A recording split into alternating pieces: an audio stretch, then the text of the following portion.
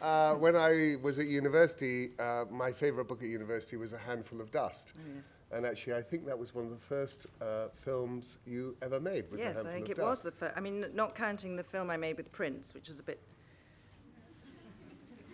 Well, yes, so A Handful of Dust was the... let's put it this way, it was the first screenplay I'd ever read that made sense.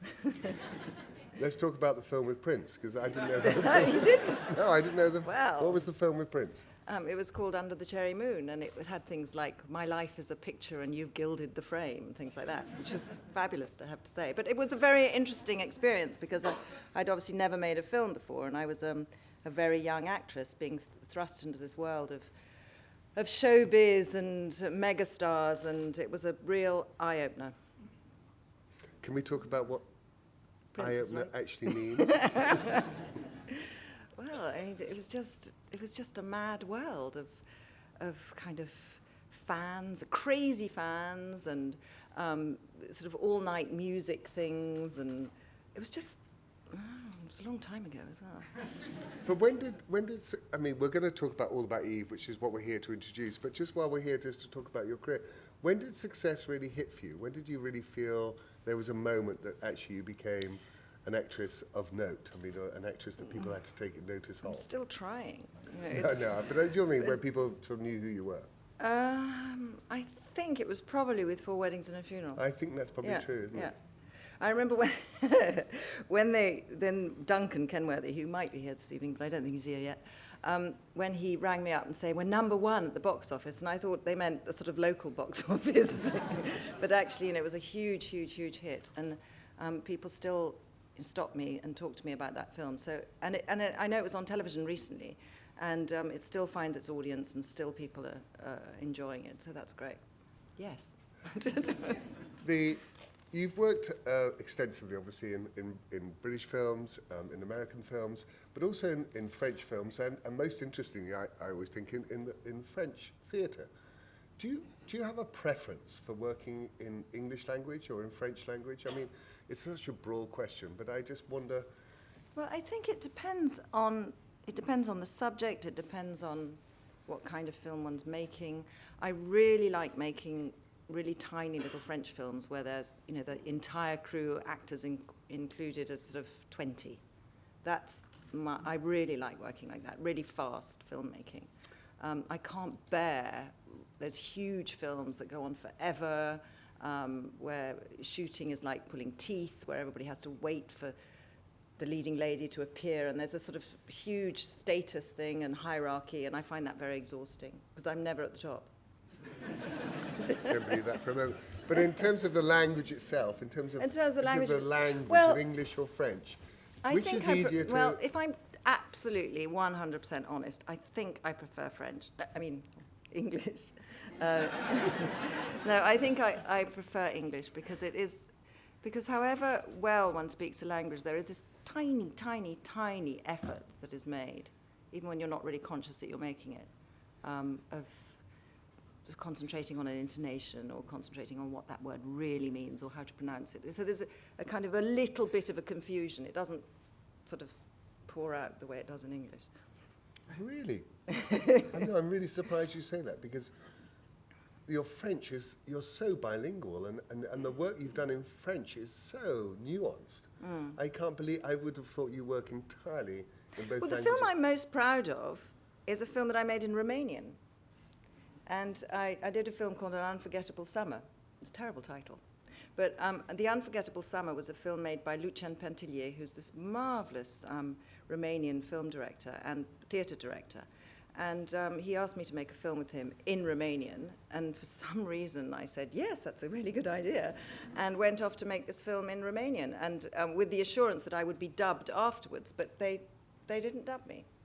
So that's the thing I'm most proud of, and really, I didn't really know what I was saying. Not quite sure what that says about my performance. You're actually speaking Romanian? I'm speaking Romanian, yeah. I can't remember a word. Did you learn it phonetically? Or? I learnt it phonetically with Marie-France Ionesco, who was Eugene Ionesco's daughter. She's quite smart. And she came every day for 6 weeks to sort of drill me in pronunciation and how to kind of say this convincingly.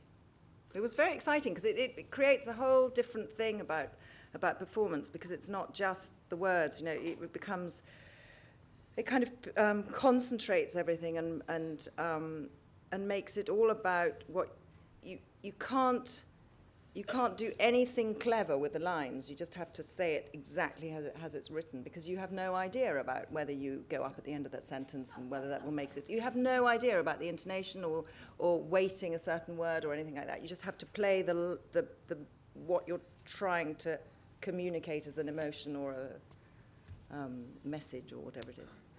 Talking of language and screenplays, only because I'm working with you now, so I'm very aware of how you dissect a text, and you want to know exactly everything from grammar to nuance to everything is to do with the text.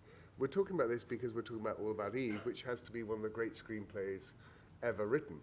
But you are very, very dedicated to the idea of a screenplay or a play that you explore and adhere to the rules of a text, whether it's a play or a screenplay. I assume to a sort of a phonetic, a sort of extraordinary level. Have you always done that? I love going on to a project, whether it's a screenplay or a play or whatever, when you don't have to change anything. And there's a wonderful story about this, actually, because I think that Ms. Davis was renowned for arriving with a big yellow pad, and she'd rewrite all the scenes as they came. She can't say that, she has to say it like this. And this is the first time she didn't change a word in the screenplay. So, I sort of, when I heard about that, I thought, I know where she's coming from. Because I always felt a bit guilty about trying to change things. But sometimes, if I say nowadays, that sounds so awful. But it is difficult people tend to think that because it's sort of real and modern and we're trying to be as sort of realistic as possible, that any old actor can turn up and change something and make it theirs, which is actually really annoying, because it's annoying for the actors, because I like to know exactly what I'm having to do, because then I can do it. Whereas if I have to think about how I'm going to say it, anyway, it's a bit complicated. But I'm clearly not the only one, because she was the same. I was watching Betty Davis on some YouTubes last night, and she was talking about how she never engaged or was involved in the idea of improvising. She was never involved in that method American acting that ever came through. She just liked to absolutely observe punctuation, say the lines, work out exactly what the lines were. She was a writer's actress in that sense. She never got into, I'll do something like what the writer said. She would always do exactly what the writer did. You're very similar, it seems to me. You don't improvise, you don't make it up. You're just very specific about what the writer wanted and how you might inflect what the writer was intending. Well, that's what I try to do. But is that your training? I don't know if it's my training. I don't know. Have you ever improvised? Have you ever been in a situation you've had to improvise in a script or make it up? And I absolutely hate it.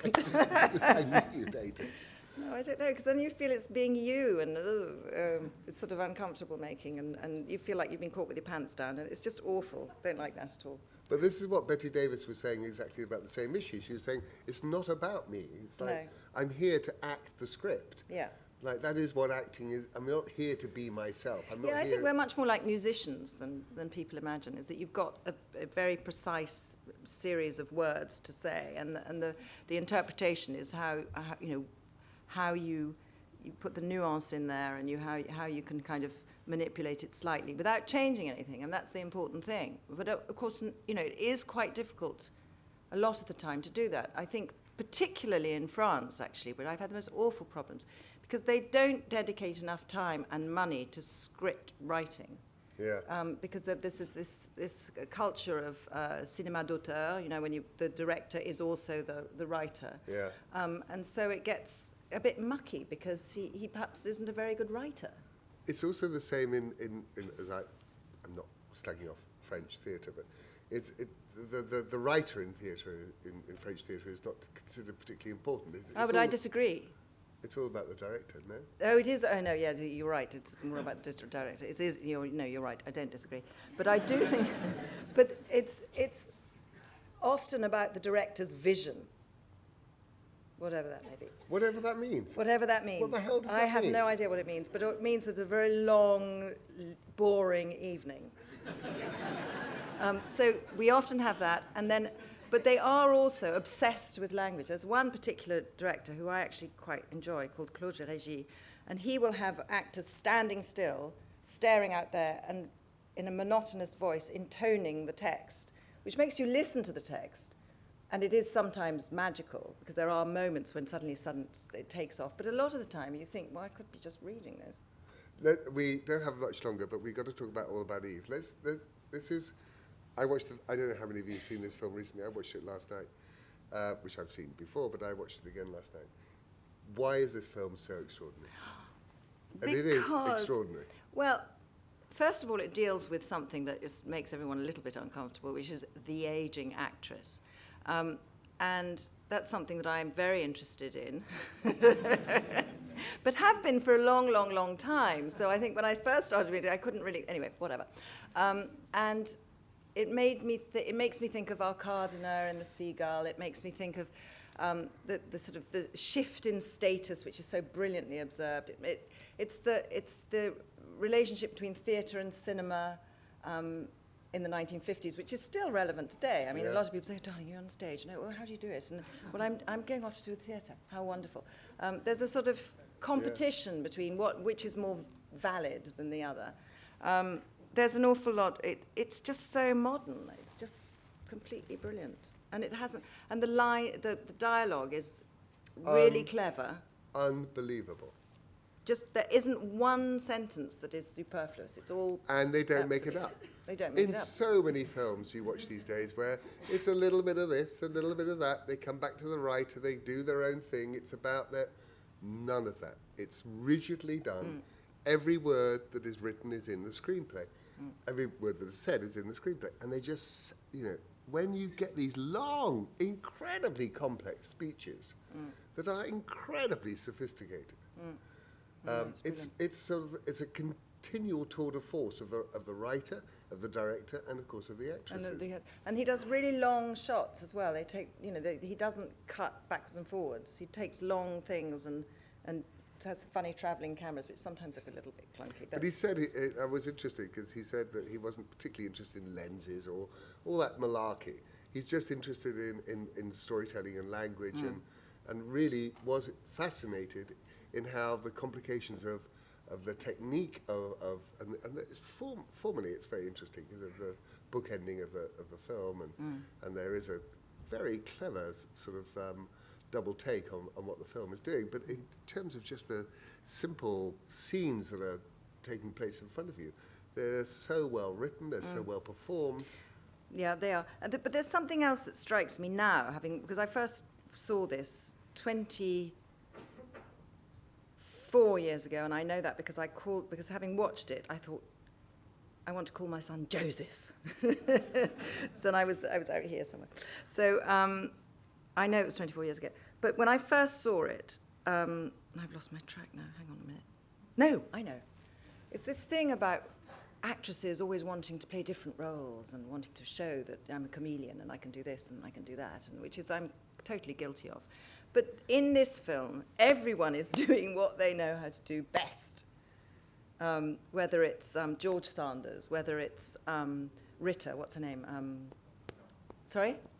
Thelma Ritter, who's just being Thelma Ritter. Well, she's not being Thelma Ritter, she's she's performing the thing that she knows. There's no vanity about, oh, I can be different, I can be marvelous, I can be even better. It's just doing what they know how to do best, which I think is actually rather interesting.